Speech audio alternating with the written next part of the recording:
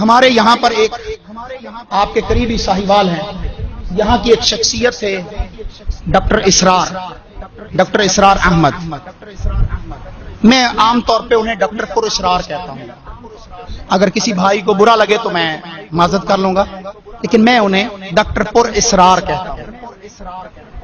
حالانکہ انہوں نے قرآن مجید کے ترجمہ کو امت تک پہنچانے کے لیے بہت کوشش کی، بلا مبالغہ ترجمہ قرآن عام کیا ہے انہوں نے.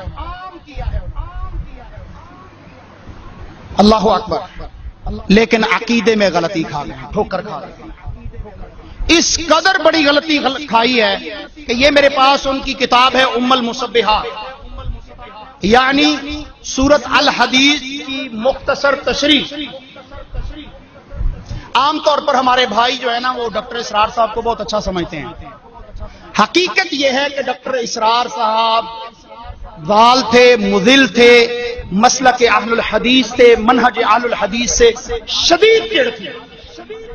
حالانکہ میں نے ان کو ان کی وفات سے ایک ہفتہ پہلے ان کی مسجد قرآن اکیڈمی لاہور ماڈل ٹاؤن میں نے ان کو مغرب کی نماز پڑھتے ہوئے خود دیکھا ہے.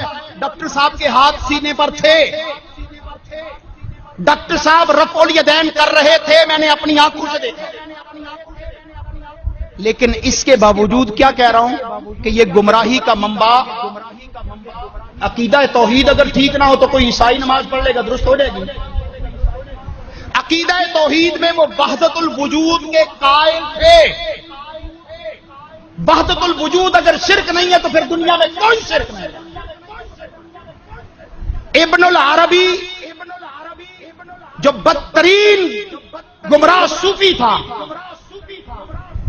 اس کے وہ مسلک پر تھے.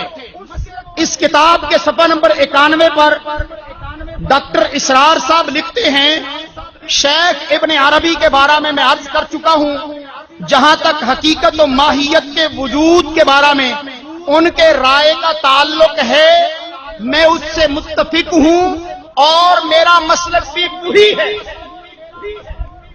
شیخ کرام،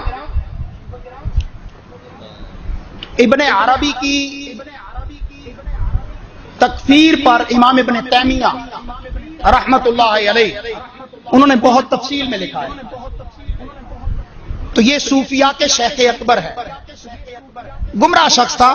جس بندے کا وہ عقیدہ ہو، اور ان کا عقیدہ ہے ہماؤس کا. ڈاکٹر اسرار صاحب کا عقیدہ ہے ہماؤس کا.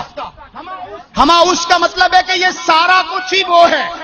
یہ مسجد کا مینار، یہ سپیکر، یہ مولانا اشرف بھٹی صاحب، یہ کتابیں، یہ سارا جگ، اگر میں گندی چیزیں چھوڑ بھی دوں تو ہماؤس.